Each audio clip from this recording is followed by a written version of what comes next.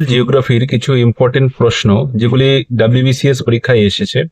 তো এখানে যে প্রশ্নগুলি রয়েছে সেগুলি হলো যে 2011 সালে পশ্চিমবঙ্গে শিশু লিঙ্গ অনুপাত সর্বাধিক কোন জেলায় ছিল? তো অ্যান্সার হচ্ছে হাওড়া। এটি কিন্তু 2011 সালের জনগণনা অনুযায়ী। এরপরে প্রশ্ন হচ্ছে কাঁসাই ও কেলেঘাই নদী মিলিত হয়ে কোন নদীর সৃষ্টি করে? অ্যান্সার হচ্ছে কি হলদি নদী। ঠিক আছে। তারপরে কুমারী নদী কোন নদীর উপনদী?